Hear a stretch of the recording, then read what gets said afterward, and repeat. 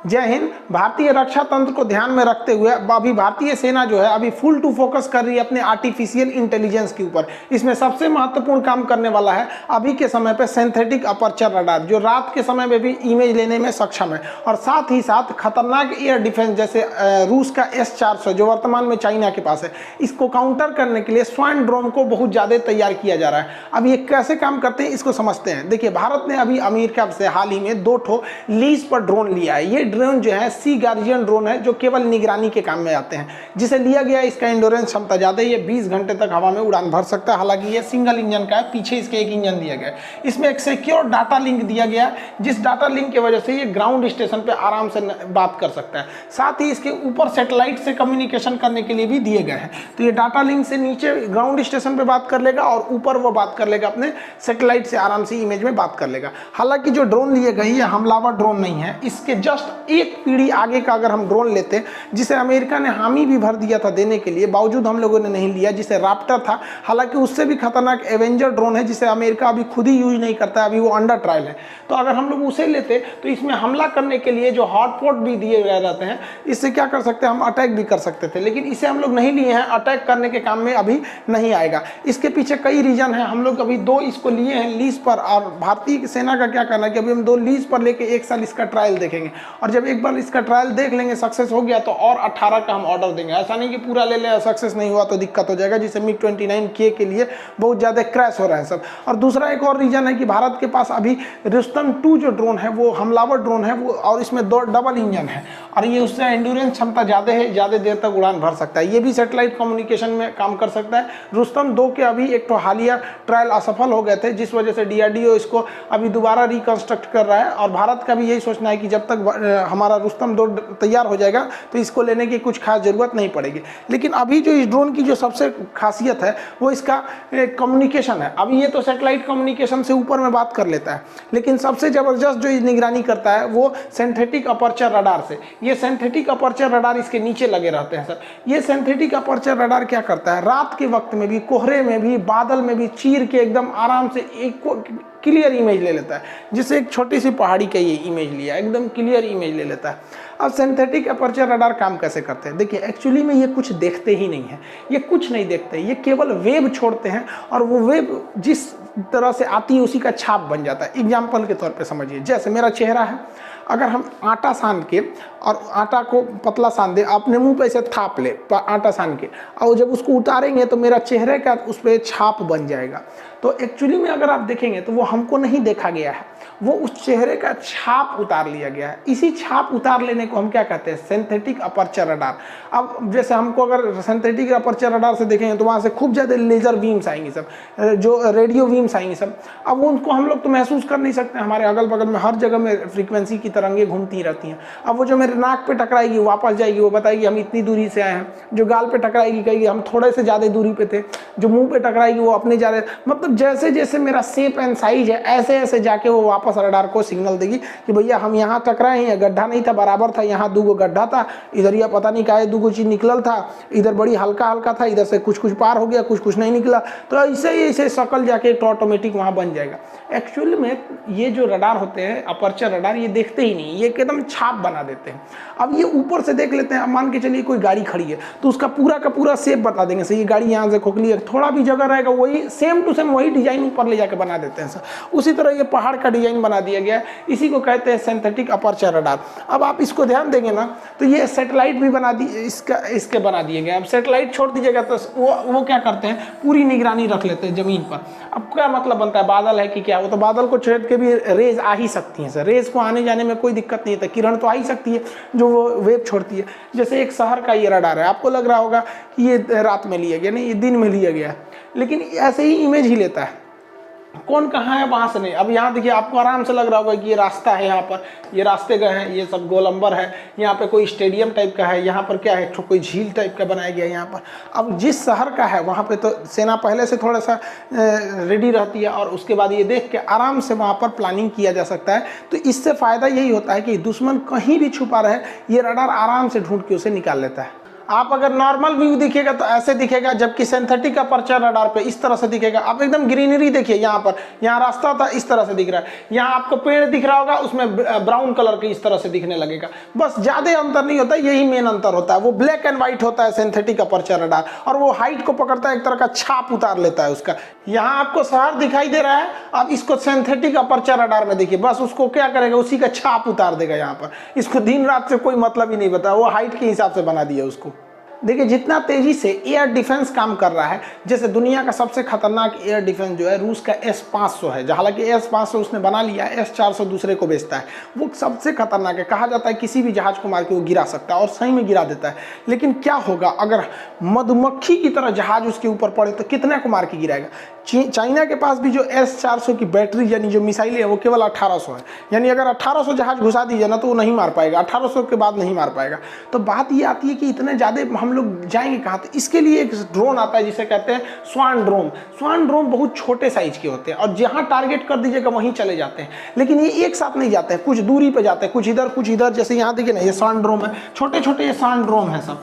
ये स्वान ड्रोन जो होते हैं बहुत छोटे होते हैं, साइज में समझिए कि एक आदमी बराबर होते हैं, हम ही लोग के बराबर साइज में होते हैं। एक बड़ी सी जहाज में इसको लोड कर दिया जाता है। अब जहाँ पायलट टारगेट करता है वहीं जाते हैं और 4-5 सेकंड के अंतराल पे इधर उधर अलग अलग डायरेक्शन से चले जाते हैं। अब इनका सबसे बड़ा फायदा क्या होता है कि इनकी संख्या बहुत छोटी होती है, इनका आकार बहुत ही छोटा होता है। और इसमें क्या होता है, जब आप इसे फायर कीजिएगा तो फायर होने के बाद इसमें से विंग्स खुल जाते हैं। विंग्स खुलने से ये अपना डायरेक्शन भी आराम से देख सकते हैं। अब क्या है कि इतनी ज़्यादा संख्या में जाएंगे और ये रडार अगर देखता भी है कि भैया हमारे पास आ रहे हैं तो कितने को मारिएगा। ये S-400 मिसाइल है, अब ये सारे के सारे इधर ही आ रहे हैं सब, कितना को मार लीजिएगा। देखिए ना, 4 बैटरी यहाँ, 4 यहाँ पे, 4 चौको 16 ठो है यहाँ पर, और यहाँ गिनिए तो कितने ज़्यादा हैं सब, 16 ठो ही है ना यहाँ पर, इतने छोटे छोटे हैं सब यहाँ पे।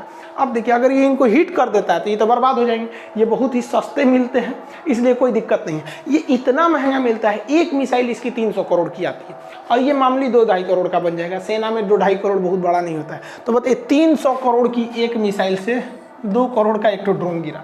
और अगर बाई दी वे नहीं मारेंगे, कहेंगे छोड़ो ना फालतू है, तो इधर धड़धड़ा के इसी पे गिर जाएंगे सब। मतलब मारो तो भी तुम्हारा खर्चा, नहीं मारो तो भी तुम खर्चा होगे। तो ये एकदम लेटेस्ट टेक्नोलॉजी है और बहुत कम पैसे में इसे किया जा सकता है। तो भारत 2024 में एकदम कमर कस लिया है कि इन स्वान ड्रोन को हम लोग लाएंगे और चाइना बॉर्डर, पाकिस्तान बॉर्डर इत्यादि पे आराम से इसे तैनात कर दिया जाए। तुम एयर डिफेंस रखे रहो, यहाँ से हो सकता है हम लोग का ये काम।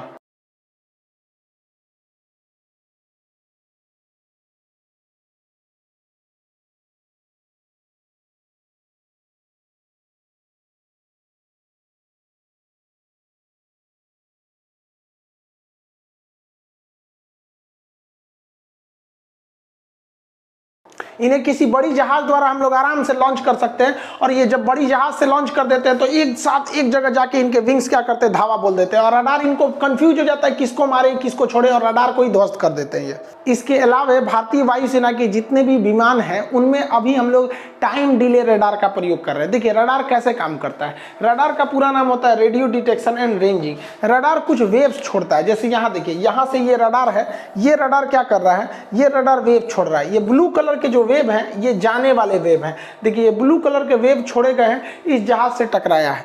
जहाज से टकराने के बाद जो रेड कलर से आ रहा है ये उस वापस टकराने के बाद आ रहा है।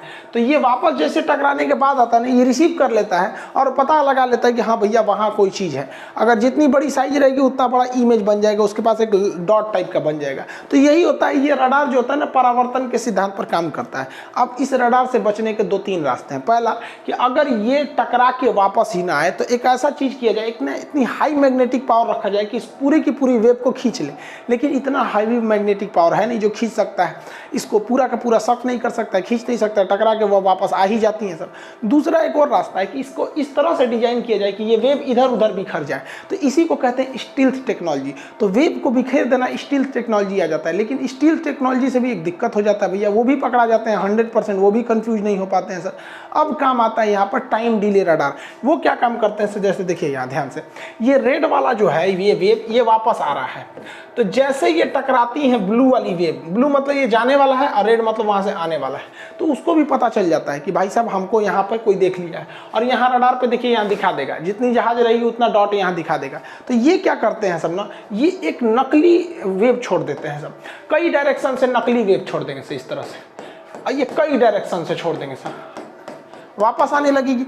इसके अंदर एक ऐसा सेंसर होता है जो ये पता लगा लेता है कि कितनी फ्रीक्वेंसी की ये वेव आ रही है, उतने ही फ्रीक्वेंसी का धड़ाधड़ धड़ाधड़ धड़ाधड़ ये बना के खूब ज्यादा वेव छोड़ देता है। अब इसे सुरा रडारवा पगला जाता है, ये ससुरा कई गो जहाज है, उसको लगता है 25-30 गो जहाज है, एकदम ऐसे ऐसे कर देता है। समझ में आगे कि नहीं? अब उसको समझे में नहीं, तुझे जहाज है कि कौन चीज, अब मारेगा तो भटक जाएगा वहां पे मिसाइल। इसे कहते हैं टाइम डिले रडार कहा जाता है। जैसे आप आ रहे हैं, कोई अखिए पे टॉर्च जला देगा तो अखिया नहीं चुनहरी आ जाएगा, देहात में बोलते हैं चकमका जाने को चुनहरी आ जाना, तो वही हो जाएगा, रडार का आंखें चुनहरी आ जाएगा, तो भी बच सकते हैं हम लोग यहाँ से। तो कई सारी टेक्नोलॉजी है, तो ये सब ऐसी टेक्नोलॉजी है बहुत बहुत सस्ते में हो जाती है। जैसे स्वान ड्रोन सस्ते में हो जाएगा, टाइम डिले रडार सस्ता में हो जाएगा, बाकी सारी चीज़ें काफ़ी महंगी आ जाती हैं। हम आपको बताएं कि भारतीय नौसेना के जाबाज कमांडो मार्कोव्स को गलवान के पैंगसो लेप में तैनात कर दिया गया। पीछे में उनके एनएसजी को बैकअप के लिए रखा गया और वहां पर स्नाइपर्स को तैनात रख दिया गया। इसके जवाब में चाइना क्या किया है, यहाँ पर अपने बोट्स की संख्या बढ़ा दिया। यहाँ पे इस पैंगसो झील में बोट्स जो पानी वाली नाव होती है उनकी संख्या बढ़ा दिया। यहाँ मार्कोव जो होते हैं वो पानी के अंदर अंदर रहते हैं, तो तुम बोट लगाओ नीचे से माइंस लगा के उड़ा देंगे। अब चाइना कितनी बहादुर है, आप ऐसे सोचिए कि चाइना में जो फौजी ड्यूटी कर रहे थे ना, उनकी तबीयत खराब होने लगी। अब उन लोग के सांस फूलने लगा। अब उन लोग की मेडिकल टीम ने कहा कि भैया इनको अगर 2 महीना यहीं छोड़ देंगे ना तो परमानेंटली डैमेज हो जाएंगे।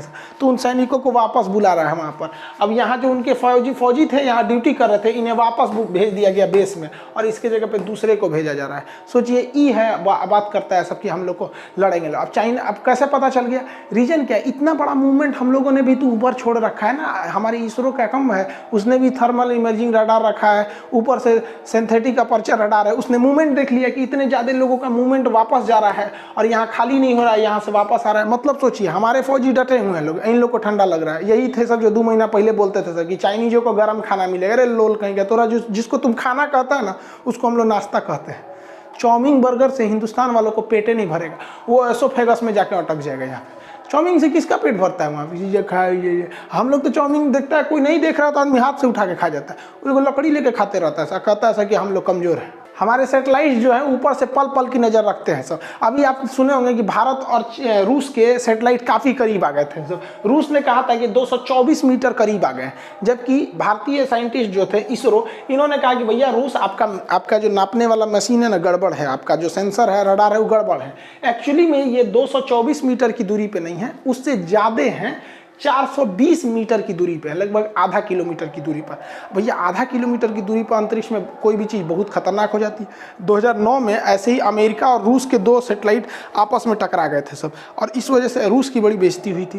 तो इसलिए रूस घबरा गया था यहाँ पर, तो भारत से कहने लगा कि ऐसे हल्ला मत करो, आप न्यूज़ बाहर आ गया। तो भारतीय वैज्ञानिक इसरो ने कहा कि ये सब बात हल्ला काहे करते हैं, लोगों में कन्फ्यूजन हो जाता है, डर जाते हैं लोग, आप काहे लिए टेंशन ले रहे हैं, हम लोग इसरो वाले हैं, आप टेंशन मत लीजिए। अगर ये ज़्यादा करीब आएगा ना तो हम लोगों ने इसमें एक अलग से मोटर लगा के भेजे हैं, इधर ढकेल देगा उसको। तो रूस ने कहा अच्छा आप याद से ढकेल दीजिएगा, हमारा वाले में मोटरवा नहीं है। अरे लोल कहीं का वो बिना मोटरे लगे ले भेज दिया। हम लोग ने इसमें एक इमरजेंसी मोटर लगाए हैं। आप कहेंगे मोटरवा चार्ज कैसे होगा, देखिए सोलर पैनल है, अंतरिक्ष में धूप मिलते रहता है, सोलर पैनल से चार्ज हो जाता है। तो इसरो ने कहा ठीक है। तो ये 1 हफ्ता पहले की बात है। अब इसरो क्या किया था, कल ये इन दोनों के बीच की दूरी 150 मीटर हो गई थी। तो इसरो ने कहा कि ना इसे जरा दोनों जाके क्या हो जाएगा सर, सट जाएगा सर, इसलिए इसको तनी से इन्हें ढकिया दो। तो मोटरवा चालू करके इन्हें से ढकिया दिया है और रूस अब तनी टेंशन फ्री है, कहा कि हमारा लड़ जाता, हमारा सैटेलाइट नए था यहाँ पे। तो इसरो का हमारा कौन बार पुरान था यहाँ पर। और इंडिया और स्पेन का एक सैटेलाइट भी आया था कुछ दिन पहले ही करीब आ गए थे। इसरो का कहना था कि ऐसे ऐसे चीज़ों को पब्लिक में नहीं आने दीजिए, वरना पब्लिक घबरा जाती है। रूस भी सोच रहा है इस सब मैटर को पब्लिक में ले आता है। भाई इसरो संभाल लेगी, हम लोग पहले बार में मंगलयान पे पहुंच गए, हम लोग कम समझते हैं हमारे वैज्ञानिक को। आई होप आप अपर्चर रडार समझे होंगे और रडार को कैसे जाम किया जाता है इसे समझ गए होंगे। मिलेंगे नेक्स्ट क्लास में। जय हिंद।